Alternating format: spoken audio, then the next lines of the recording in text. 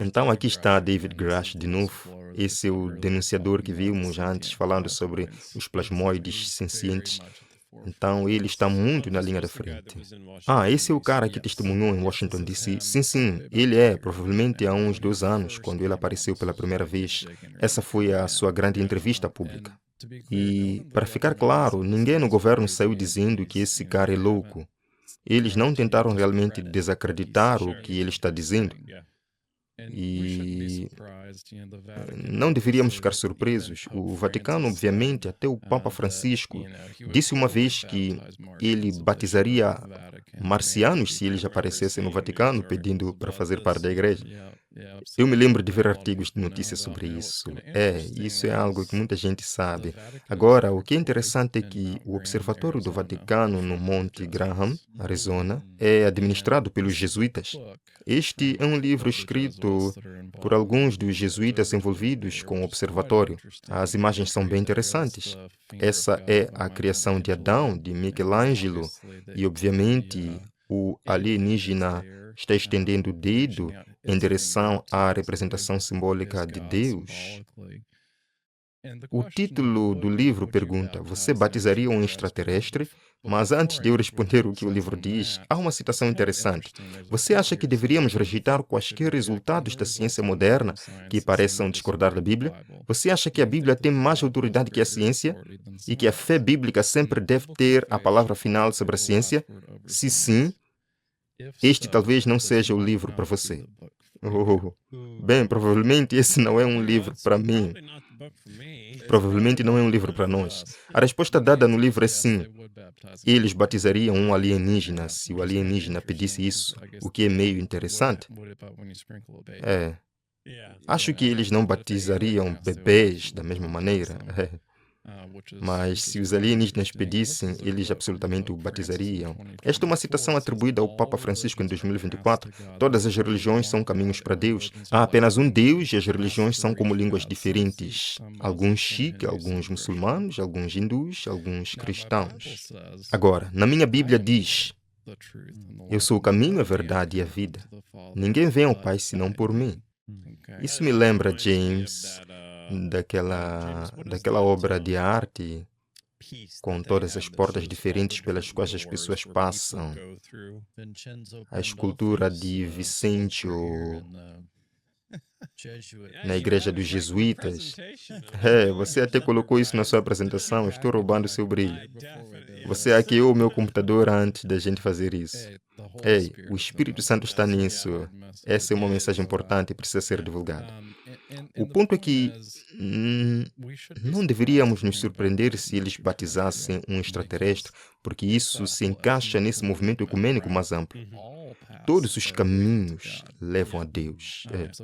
Então, não importa se você é hindu, muçulmano ou até um alienígena. Não importa no que você acredita. E isso é uma enganação das trevas. Então vamos continuar. Este é, na verdade, Steven Spielberg, que acabou de lançar um filme. Estreia hoje, enquanto estamos gravando isso, Dia da Revelação. Agora vamos ver o que ele disse em uma entrevista recente. Se essa verdade fosse repentinamente revelada, se o governo anunciasse: sim, estamos escondendo isso de vocês desde 1947, isso afetaria profundamente muitas pessoas.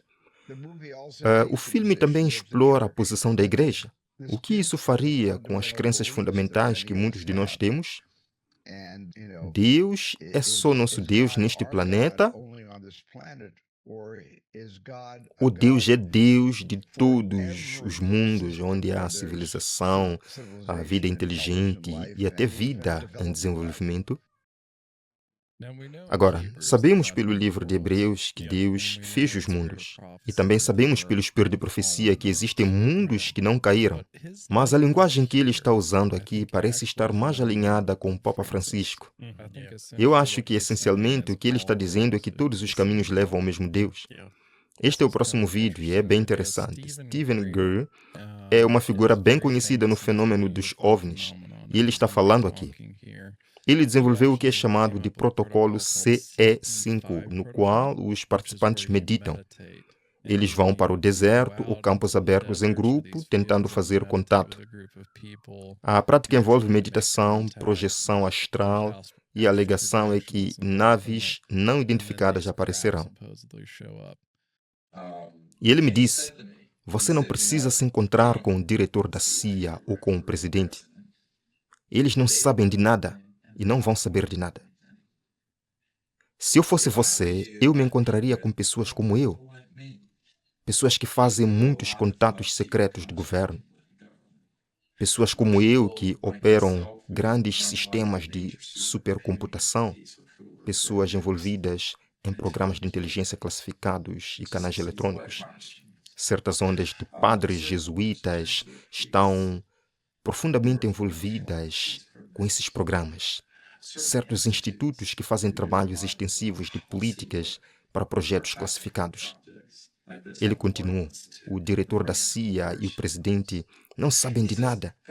E eles nunca vão saber.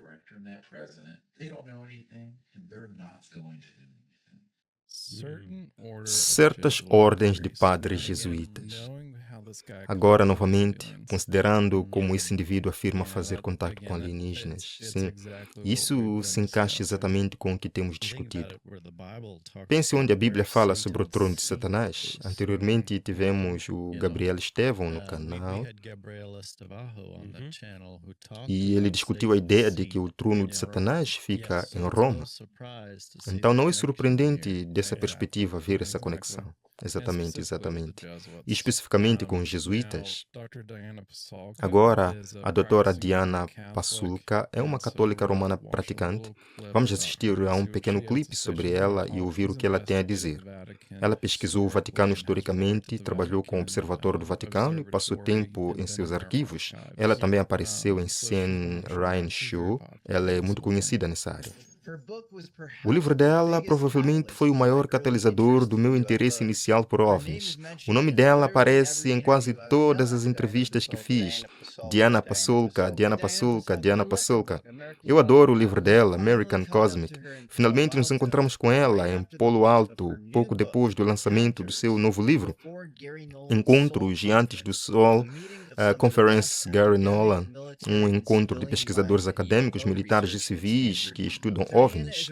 Diana é professora de estudos religiosos na Universidade Norte de Carolina. Ela é bem versada nos clássicos e tem um extenso conhecimento da história católica. Enquanto pesquisava um livro sobre o purgatório, publicado em 2014, ela começou a documentar dezenas de relatos históricos de freiras, padres, monges e santos que relataram encontros diretos com seres divinos ou anjos. Mas é aqui que a história fica interessante. A doutora Pasulka produziu suas próprias traduções desses relatos históricos. Ela não se baseou apenas nas traduções oficiais da Igreja. Em muitos casos, ela percebeu que suas traduções diretas diferiam significativamente das versões tradicionais das histórias.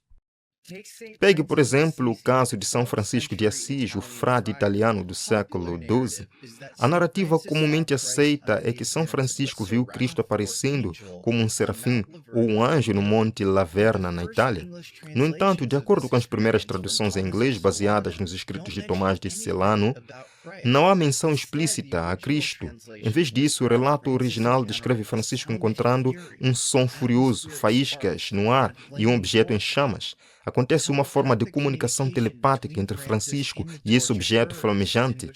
Durante o encontro, Francisco é tratado de forma dura e é atingido por raios de luz que atravessam suas mãos.